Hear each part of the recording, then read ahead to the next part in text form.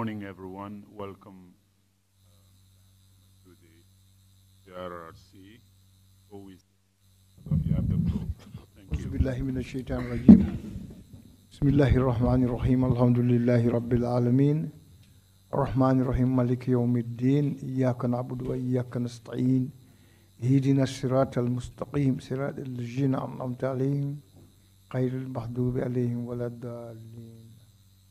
ربنا إننا آمنا فاغفر لنا ذنوبنا وقنا عذاب النار الصابرين والصادقين والقانتين والمنفقين والمستغفرين بالإسخار شهد الله أنه لا إله وملائكته وأولو العلم قائما بالقسط لا إله إلا هو العزيز الحكيم ربنا آتنا في الدنيا حسنة وفي الآخرة حسنة وقنا عذاب النار سبحان ربك رب العزة عما يصفون وسلام على المرسلين والحمد لله رب العالمين آمين.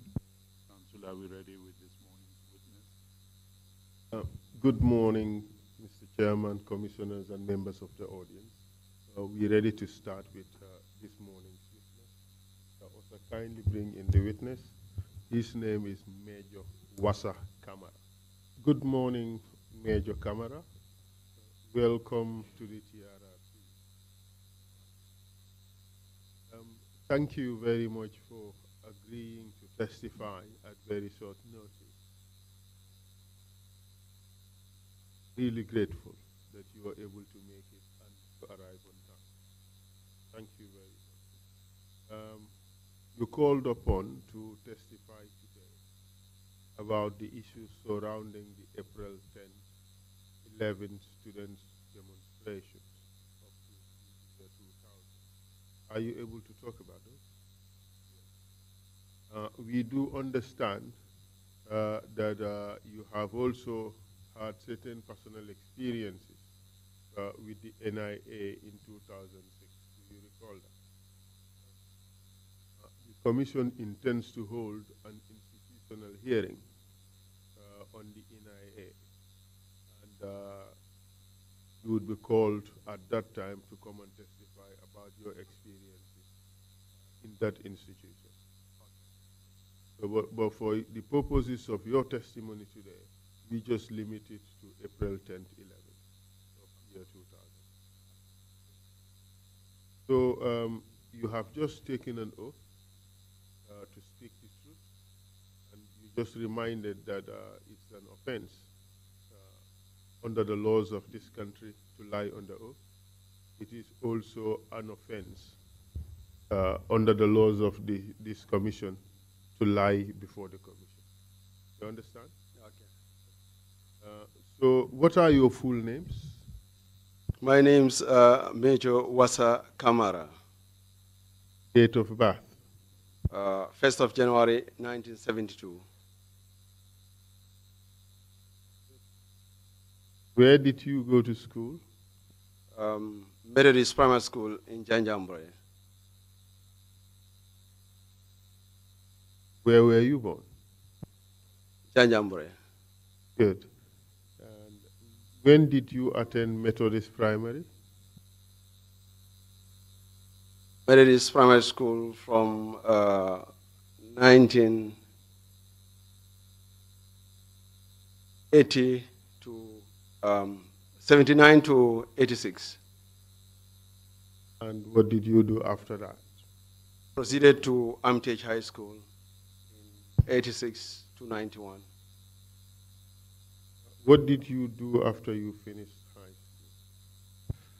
school? Joined the Gambia Zanamori.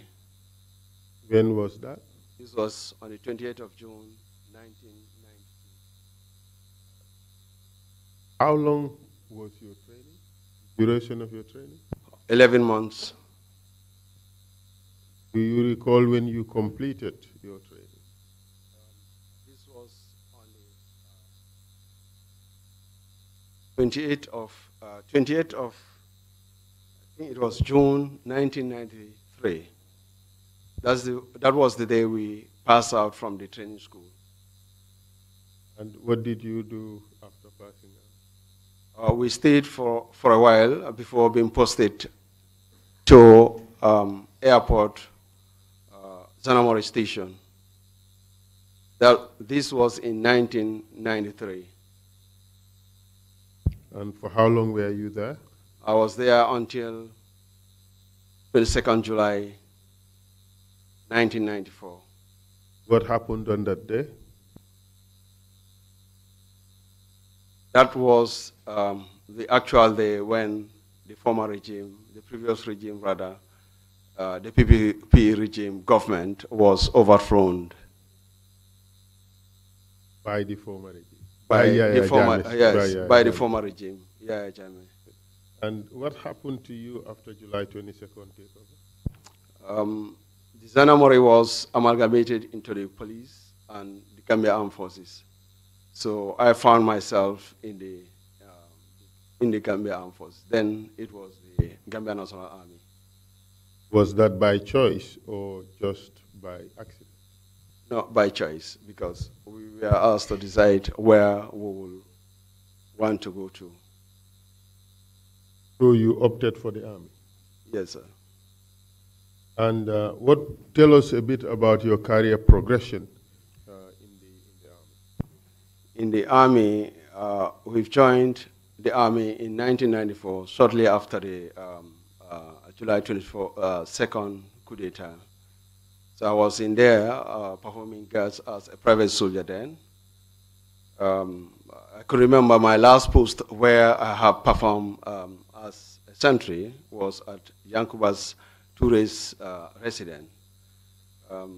This was shortly after 11 November event. After that, we went back to the battalion, that is 1 Infantry Battalion at Yundum. There, we were fallen, addressed by Marong, and then posted at military police then. Which Marong are you referring to? CO, he was the then CO at the unit. First name? Would it be Lamin Marong? I can't remember, but I know he was the CO then, Marong. All right, we'll proceed. And then what happened after that? So I was at military police up till 1994, 95, 96. I sat to the officers' cadet basic training to become officer cadet. So we sat to the exam. After that exam, some of us who have passed that exam were decorated as officer cadet. So 1996, when I was... You're suggesting that only some of you who passed the exam? Yes, because it was something which was open to the general public, to the civilians, and then the military personnel, those who are in the services before, to come together, converge at Fajara Barracks, and sit to the officer cadet basic, exams. So when we started our exams, some of us who have passed the exams were decorated as officer cadets. Were there some who passed, but were not so designated as officer cadets? So all those who passed? Yes, all those who passed. Because I could remember 3 people had the pass mark, but because the criteria was that they want, a figure was selected that should be given the cadet rank. So that figure, those who have passed but have fallen down the margin small out of the pass mark which was given, were given the chance to go to the university then. So 3 among them, I could remember Colonel Sane was part of that, and then Marena, he is currently at USA, is also part of that group. I think Ba also is also part of that group. So the number of people that were selected on that, cadet outcome of the results of that, exam were those that were decorated as, officer cadets. Good. What happened after you were designated officer cadet? Yeah, I still continue with the military police. Some time later, I was sent to Pakistan to do my officer basic military police course. So when I came back, I spent, I think, roughly 1 month there. I was sent to the training school to join with other cadet officers on a job training, on job learning. Then I spent 1 month again at the training school and got posted back to military police again. I prepared myself for my young officers infantry course at Ghana. This was in 1996. So I went to Ghana with my counterparts, Lalo Jaite, Umar Dabo, Yaya Dabo, plus Serimodun Jai. We are 5 in number as young officers, second lieutenants then. So we are in Ghana up to the end, around December 1996, when we finished our infantry conventional warfare school, and then that of the jungler warfare school. We have been posted back. We came back to the Gambia again. You did jungler training in Ghana. I hope you did not become a jungler in Gambia. No, it depends on the way people see it. No, that was just... It's a different, thing altogether with the way we operate. The junglers here and the jungler training that I did are different. What's the difference? We learn how to operate in insurgency operations, and in jungle warfare school, how you are taught to operate in jungle terrain. And the junglers in Gambia? The name junglers here rings a bell anyway, because are you reluctant to talk about it? No, I will talk about it, because there will become a time when I will talk about that jungle thing, because... No, you are asked to tell us the difference now. Yeah, the difference is that junglers here, what we know about junglers here is they are tasked to go and, arrest people, kill people, torture people, and that's not the training they are trained for. Good. So what happened when you returned from Ghana? Yes, from my young officers' infantry training, I was posted to Farafenye, because already before our coming, there was an attack in Farafenye. So when I came back, I was posted to Farafenye in 1996 December. And you were in Farafenye until when? Farafenye was the parent unit, the headquarters of 2 infantry battalions, which have under its armpit Kudang military post and Basse military post. So I was like this from Farafenye. I moved to Kudang, Basse, and then back to Farafenye. So I was like that up to 2000, when I was posted back to 1 infantry battalion as the adjutant. When in 2000 were you posted back to 1 infantry battalion? 2000 November. So by April 2000, where were you based? April 2000, I was at Kudang. Can you tell us, at this stage, what was your rank? I was a lieutenant. And do you recall the date or the dates, April 10 and 11 of 2000? Yes, I can. Could you tell us what happened on April 10th, 2000? Yes, April 10, 2000, I was at Kudang military post as the OC, as the officer commanding the post, the military post then. Normally we have our routines. We go for morning rounds at times, go go for almost 5-10 kilometers, come back. And then we continue with our other activities like classes. I normally take my soldiers on routine training. Classes is part of it. Theoretical classes is part of it. We go to the bush for bush exercise also. On that day, which was on the 10th of April, I could remember in the morning receiving a call from my CEO, also receiving a call from the then Commissioner, Ture, and then also receiving a call from the then Deputy Army Commander, Baji, Sankare Baji. Tell us about each of these them. calls. Yes, not in a group, but I'm coming to that.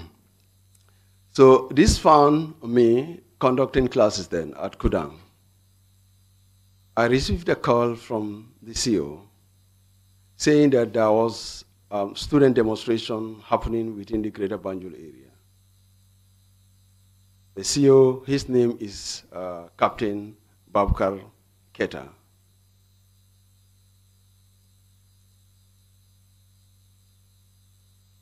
Proceed, please. He said there was student demonstration in the Greater Banjul area, and therefore we should be on standby and wait for further directives. Then thereafter, I also received a call from the Commissioner, General Barature. He also said that he heard about the story of demonstration going on in the Greater Banjul area.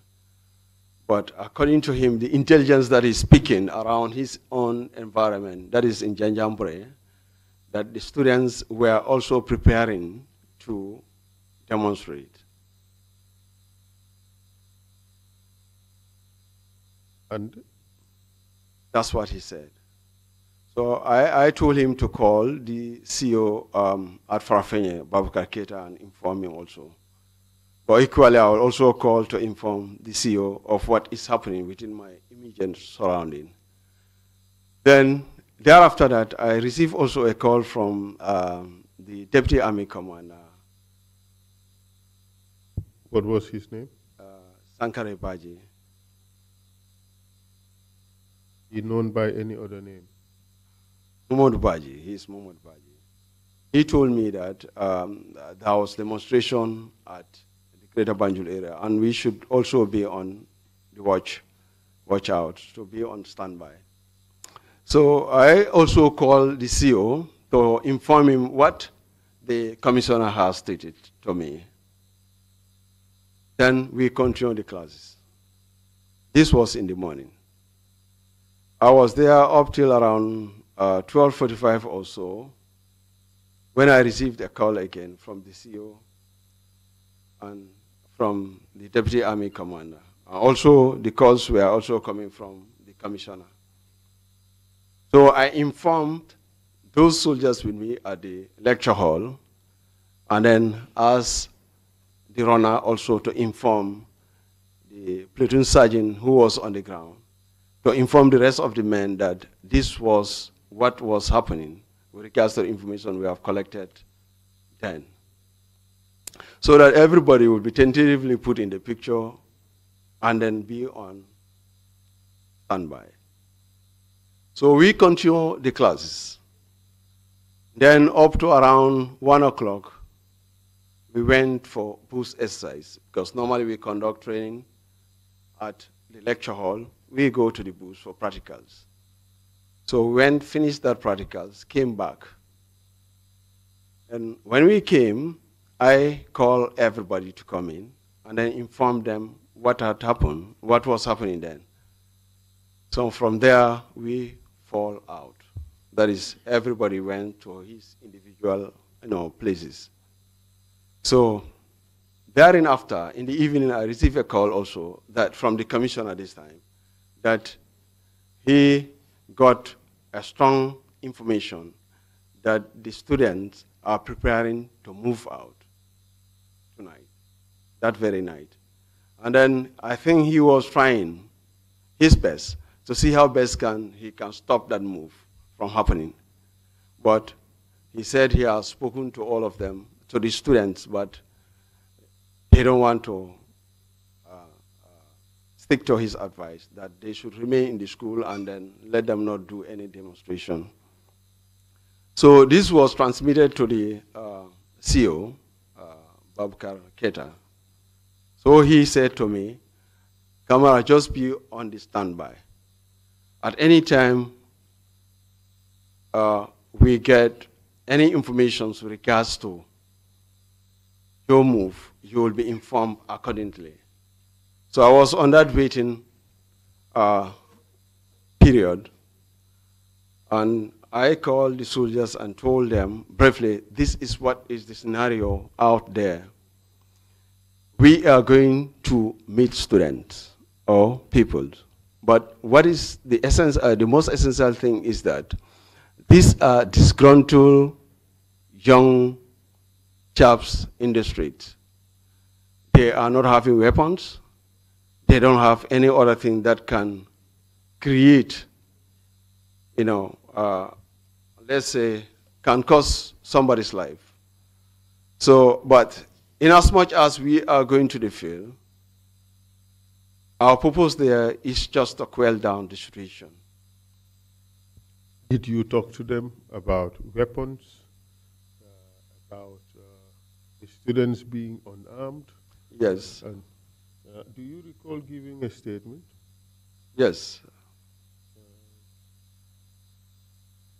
If you see it again, you'd be able to recognize it. I should think so.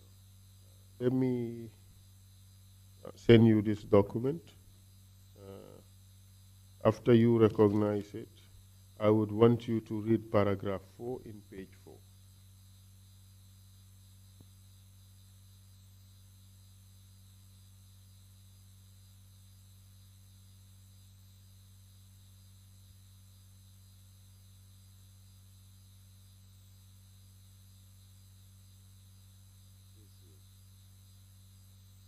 By 1830 hours. Could you first confirm that this is your statement?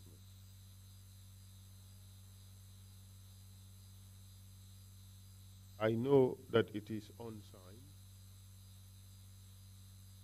but you can still confirm whether this is the statement that you gave.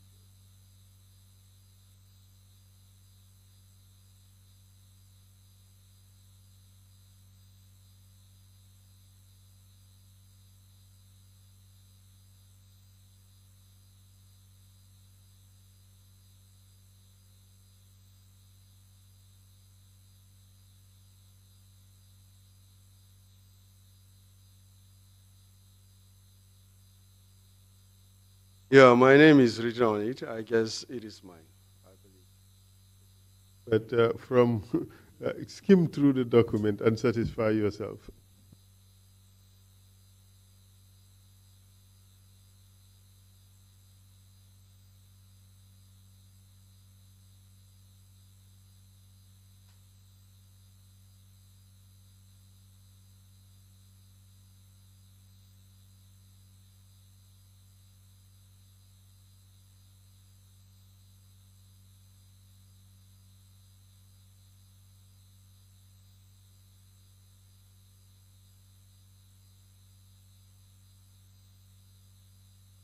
Yeah, it's mine. Thank you.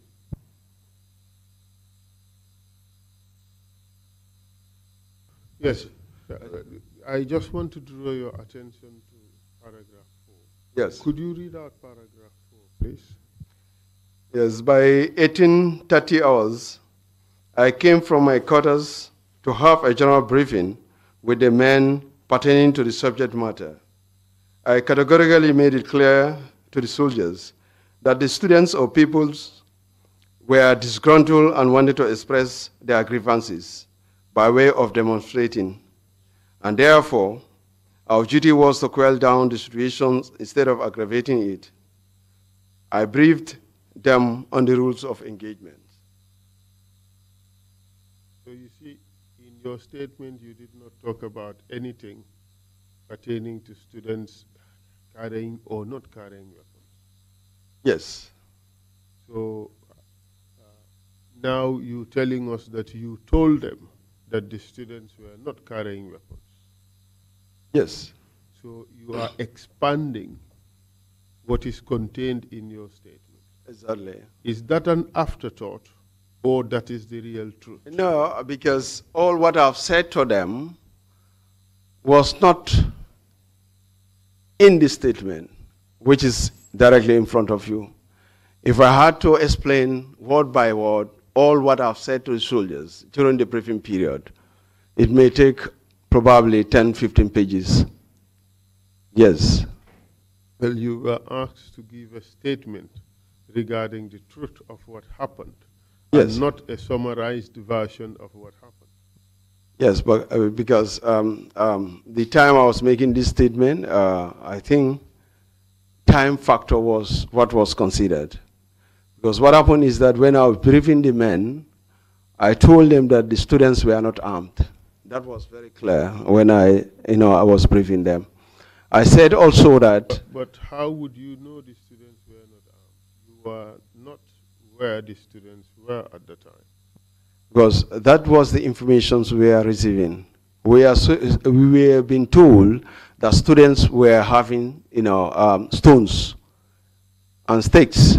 That's the information we received, intelligent info. Okay, I will not belabor the point. What I do not want is you to be giving evidence in summarized versions, and only to later turn around and say, well, I could have expanded it, but did not. We just want you to speak the whole truth that you know about this particular issue. All right? Okay. Thank you very much. Thank you. After you address the students, tell us, the soldiers, tell us what happened. Yes, I told them that I'll be moving out with them, and then nobody should cock his weapon, should beat any of the students that we will find in the field. And then if anybody among them should shoot, I'll shoot on, to that person. That I've mentioned to them. Proceed. So in the evening, we were called upon. I was informed that Janyambure, the students are out in the streets. This was during the night time, and that we should move. So I guess I got some of my personnel. I went with them. I boarded the pickup vehicle. We went up to Janyambure Sangolkunda crossing point. At that point, we found the ferry being, moved to the other bank, to the home bank of Janyambure, and then it was tied to that side. This was just to stop us from crossing to the island. Then I searched around with the help of one man who is, I think, a security within that area. We were able to find a canoe. So we used to canoe to get our people, across the river. I think 7 or 8 to 9 personnel were crossed, including myself. The remaining personnel were asked with the vehicle driver to use the Bansang crossing point so that they can come to Laminkoro ferry crossing point to Janyambure. How did you carry any weapons on this occasion? Yes, while we were moving, we were armed with AK-47. And what did you carry in terms of ammunition? Live ammunition. Only live ammunition? Yes. You did not, your group did not carry any blanks? No.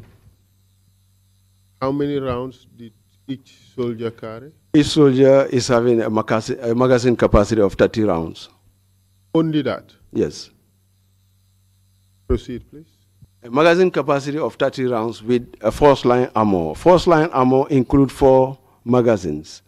So one of the magazines is attached to the rifle, so meaning that you have 3 other magazines. You carried 120 rounds? Exactly. Good. So we crossed along the highway going to Janjambure. Before that, Yes. you told the commission that you talked to the soldiers about the rules of engagement. Exactly. And what were these rules of engagement? Like I said before, here is the proportionality of the force which is applied. The force that will be used to repel it has to be proportionate.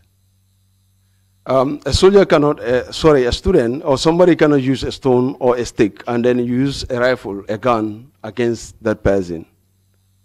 No.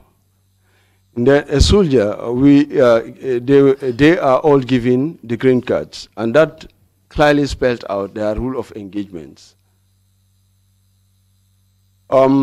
We advise them, if soldiers are being stoned at with stones or with sticks, they have to protect themselves with the training that they have got in terms of self-defense, but not to use rifles against, against people who use stones against them. Was that taught in the Gambia National Army? Yes, yes, it is. Are you sure about that? 100% so. Well, other soldiers would come here and testify. Yes. Was that taught in the Gambia National Yes, Army? that is taught. On this particular occasion, were you given written rules of engagement? No. Were you given an order of operation? No. Do you know whether any order of operation was prepared at that time? Not to my knowledge. So if any order of operation was prepared, it was not given to you? No, it wasn't. Do you know whether your commanding officer, Captain Keita, carried any order of operation? Not to my knowledge. When you spoke to him, did he mention anything about an order of operation? No. Did he, in fact, talk to you about rules of engagement? You No. mean you are under oath, you know? Yes, that's what I'm saying. He did not. He did not. Yes. So, in effect, when you were deployed, what were you told? What? When you were being ordered to go, what were you told? What were your orders? Tell us as far as you can remember. Yes. What you were told. I could remember he said we have to move to Janjambure. That's what he told me. He said the commissioner had called him before and then had informed him that the students are going out into the street to demonstrate. And then the information that they receive, normally when they go out, they vandalize, public properties. So we have to go there in time to secure those properties and ensure that those properties are not vandalized. So this was what he said. He said he's going to join me at Janjambure. So I said, okay. He said, let me take the lead. So I left with my men to Janjambure. So essentially, you were told what the main task was, but you were not given detailed operational orders. No, no, no. You were not given any detailed rules of engagement. No. So any suggestion that rules of engagement were prepared and disseminated to the forces would be a lie. For that particular operations? For that particular operation? No. Listen to the question. Yes, I got you right. For that particular operations, it is not. But what happened in the Gambia Armed Forces at the training school? Let's get your answer clearly. We don't want anything ambiguous. Yes. What do you say to the suggestion that for that particular operation, rules of engagement or order of operations was prepared and disseminated to the forces? Would that statement be true? It is not. Therefore, it is a lie. Yes. And any rules of engagement that later emerge,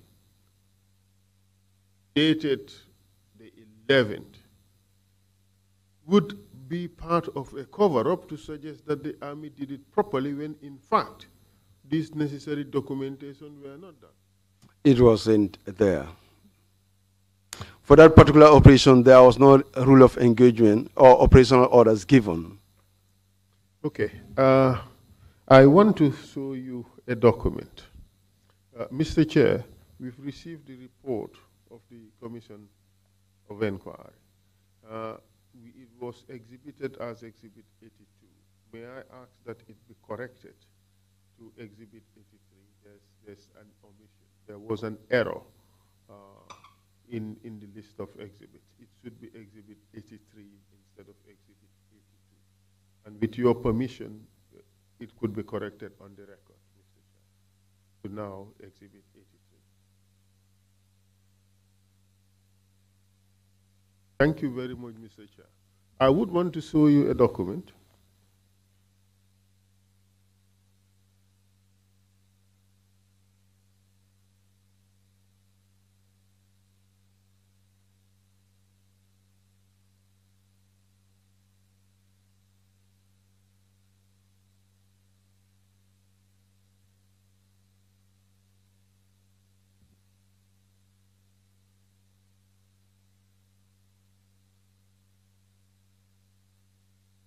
It is Exhibit 19 of the report that we are looking at.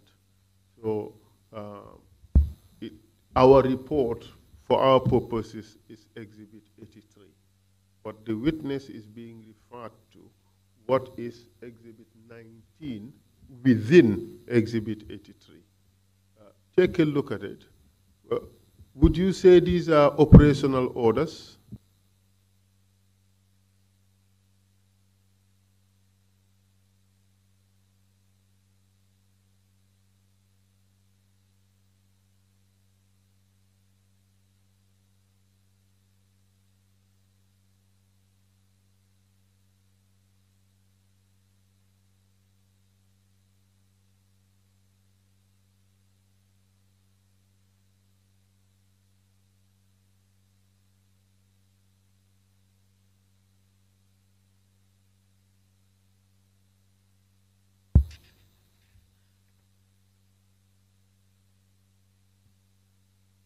You have seen some signatures there?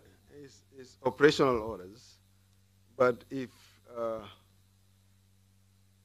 I did not receive this. And you did not conduct your operations pursuant to this document? No. And all right, I'll leave it at that for the time being. These are documents that you never saw. I did not see this before. They emerged during the operations, because like operational orders, if it is been issued, at least extraction of orders will be done by the junior officers. Like if it is at a strategic level, commanders has given out their orders. Those orders will be extracted and be issued to junior officers with the men who are taking part in the operations itself. That never happened on this occasion? No. Good. Thank you very much. So, on the basis of the oral instructions of the order of Keita, Captain Keita, you took off that night with your troops, each armed with 120 rounds of ammo, an AK-47 rifle, and you headed to Janjambure. How many men did you go with? I went with section plus strength. That is about, let's say, 15 by personnel. So you arrived at Janjambure. You crossed 9 people, and the others you sent them to pass through Lamin Koto, correct? Yes, sir. Tell us what happened after that. Sorry, I just want to say something here. You were asking about the green card, rule of engagement. Yes, go ahead. for that one, each and every soldier is being taught at the training school during the course of their recruitment before they pass out. So for operational purpose, like you were saying, whether that green card was an issue for operations, that one did not come to light on that operations itself. But rule of engagements as soldiers, we are all being taught at the training school. Yes. Okay. Yeah, what happened? When we crossed the river, alongside the road, we found the fire being set at different locations alongside the road. So when we reached Janjambure, those that were found in the streets were asked to go into their compounds and avoid being out in the streets. Because the purpose was to see how best we can comb everybody, let's say especially students, back to the school.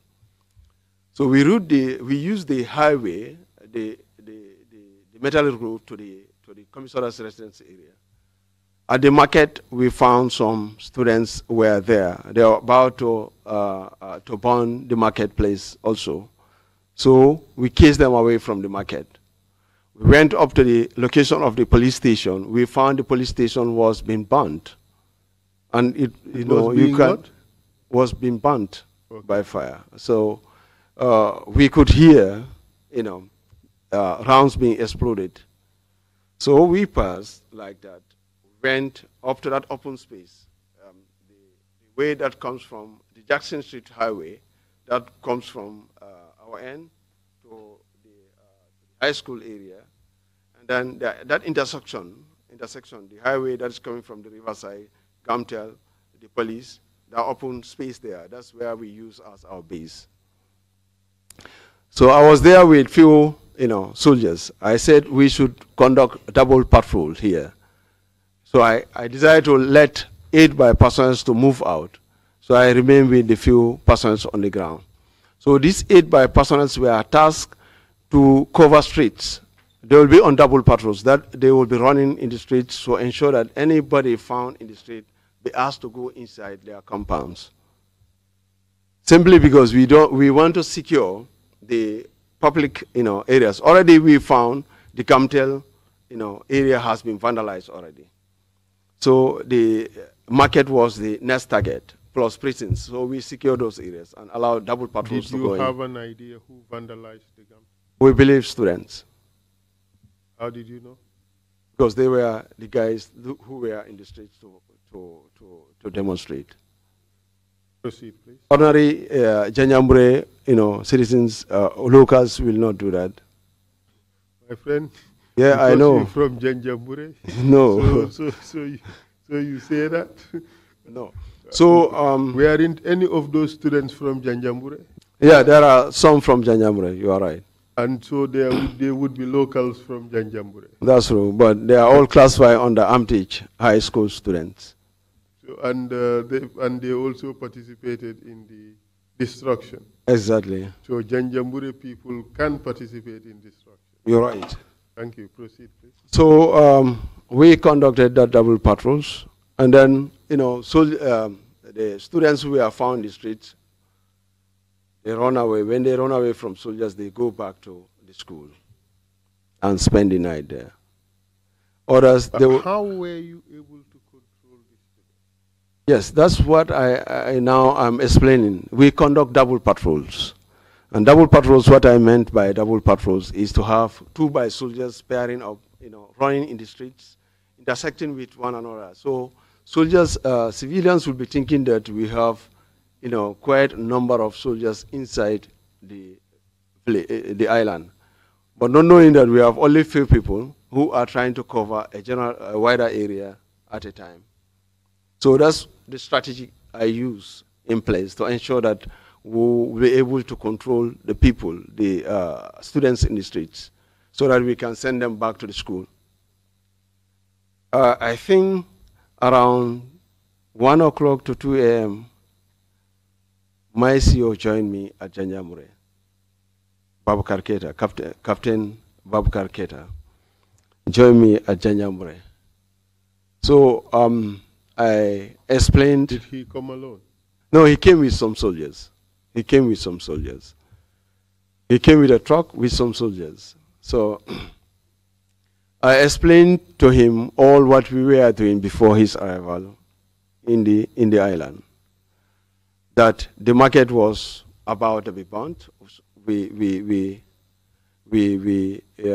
case away, students from that general area, the market area. And then the police station was already burned into scenery, which he has observed and seen. And then the commissioner was to be arrested and then kidnapped, sort of. They want to break into the prisons, which we have also stopped. So we conducted, double patrols in the streets to ensure that, no students is found in the streets. Even the locals, we advise them to go to bed or to go inside their compounds and avoid being in the streets. So we discussed among ourselves, myself, the CEO, and some few prison officers, because the police were nowhere to be seen then, simply because they were the targets. So I suggested that we should cut in on Sarge, or cut in the school and bring all the students to the basket pitch area so that we can talk to them. So that operation was conducted. We went and then studied the area, look at all routes which are leading to the school, and then try to rat up all those, avenues of approach to the school. That was done. In the dawn, that is the early hours of the morning, we deployed and posted in, soldiers with prison officers. We bound or belt the school in that way. So at a synchronized time, early in the morning, that would be around 5 a.m. in the morning, we all jumped in from the highway, Jackson Street Highway, into the school and combed inwardly like that. So students who were found in there were being combed, moved towards the basket pitch lawn. Those who were escaping, normally we will find soldiers or prison officers being placed at the other end of the school. That will be serving as barriers. So the instructions given to those people were that if students who are trying to run away from this, get them, bring them back to the basketball pitch. And then they were all brought in there. This was, I think that operations lasted to 7 o'clock or 7:30. The CEO addressed them, Captain Babukar Keita, addressed them. I also came and addressed them. I told them that, look, you, the students, would be future leaders of this country. And then also, you'll be manning key positions in this country. If you vandalize these properties, which you claim to be public properties, tomorrow you'll be in position in those domains, and then complaints will be coming to you to fix them. You will have problems. You will find problems. And just to give them relevant, issues which were happening then, was the vandalization of the Gamtel telephone booth. That very morning, people, even those students, found it difficult to communicate out of the island. Some people have to leave Janjambre and go to Bansang in order to make calls to their, to their people. So that was one practical example given to them. Were any of the students arrested? Arrested, like? Apprehended and detained? Yeah, what happened is that we realized that if the students are going to be left like that, anything could happen. Imagine the police station was being burned to scenery, rounds were being exploded, and then the target was at the market. So leaving the students like that, anything could happen. So the best thing that could happen, best case scenario at that time was to see how best we can assemble at one point, contain them there for a period, and then quell down the situation. Once there is peace and stability, then they could be released. So what happened is that they were kept inside the school, not at anywhere other than that. Were any of them taken to Janjambure prison? From Armitage, no, I don't know. Did you personally take anybody No. to Janjambure prison? No. Did any of your men, excuse me, did any of your men take any student to Janjambure prison? No.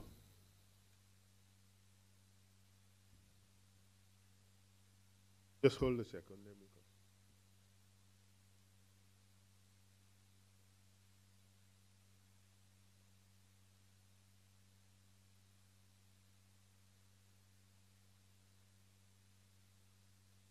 How about at the primary school?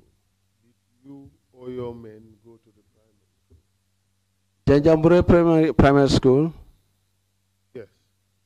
No.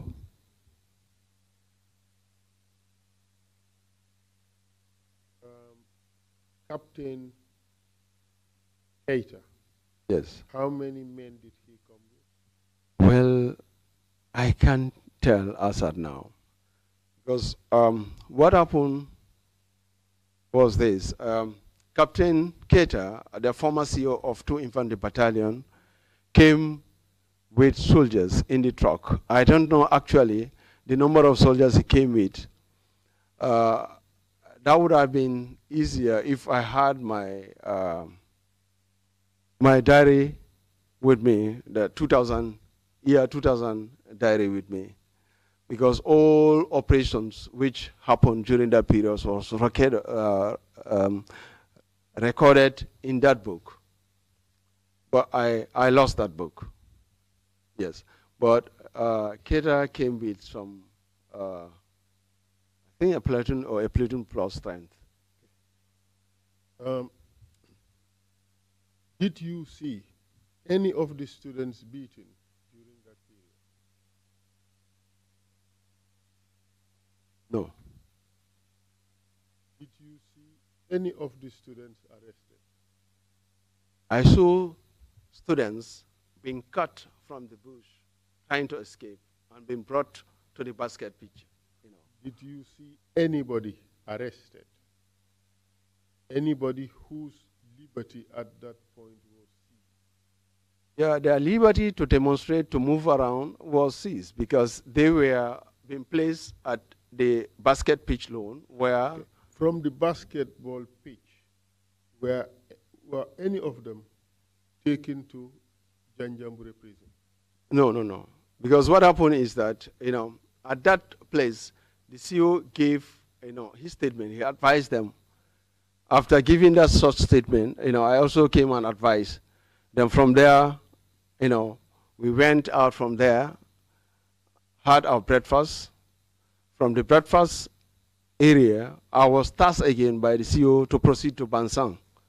So what happened in Janjambure, I may not be, opportune to know about that.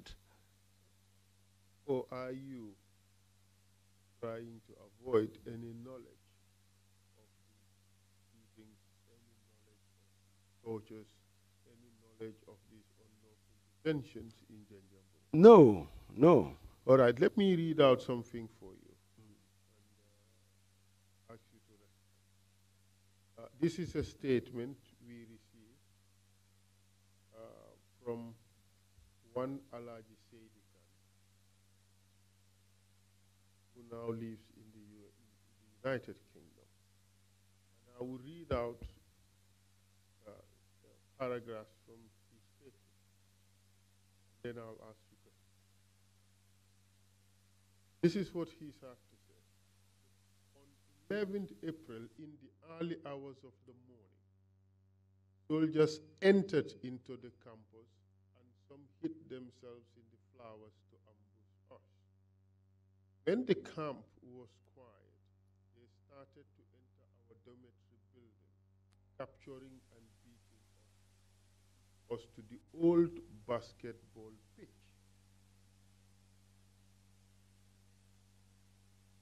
Witness is lying.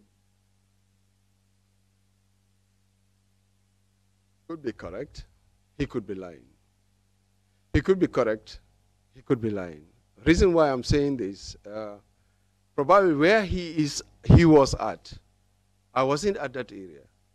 But those soldiers directly in front of me, I've mentioned, I have put this thing categorically clear to them. Nobody should slap anybody. Nobody should beat anybody. Your duty is to get them, take them to the basket pitch, ball pitch. Wouldn't it be obvious, yes, Mr. Camara, if some of these students were beaten from their dormitories and brought to the basketball pitch, wouldn't it be obvious to you that they had been beaten? No, you may not know why. The reasons are like this. Check the length of Amtech High School from Kabukunda to Nyanikunda. Those things wouldn't mean much to me. Yeah, I'm no, sorry. what I'm saying here, a distance of almost 500 to 600 meters or even more. If you are at one point, you will not be able to see a distance of 300 beyond. I'm not suggesting yes, that you would have seen. Okay. I'm saying that by the time they arrived at the basketball pitch, it may be obvious to you that these people were beaten just by their looks and their comportment. It could be. That's what I'm saying. I say he could be correct. He could be lying. Let us proceed with yes, this statement. This witness went on to say that upon understanding the presence of the military in the camp, I tried to sneak out, jumping the fence into the girls' hostel and another fence behind the school into town. I managed to escape arrest at that particular time and went to my guardian in town. Her name is da-da-da-da-da. I just redacted that. She was in a worried mood, but happy to see me and check if I was okay, as well as giving me food and drink. Later, when I decided to go back to campus, I intended to go via the back fence as before. But before I could get close to the fence, I saw soldiers coming towards me from behind the trees. That is probably correct, isn't it? Yes. In view of how you were organized. Correct? Mm-hmm. Correct.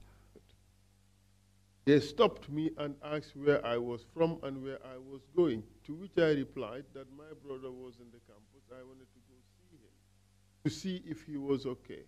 I said that I had lost my way, and that's why I was around the rear area. One of the prison officers who was with the soldiers called out my nickname and said, "You are lying. You are amongst the ringleaders." And before I could say or do anything, I received the heaviest slap to my face before they started to badly torture me. So the beating of students was in fact routine during this process. Yeah, it could be correct. That's what I'm saying. I say it could be correct. And these are soldiers who were under your authority. No. Where did they come from?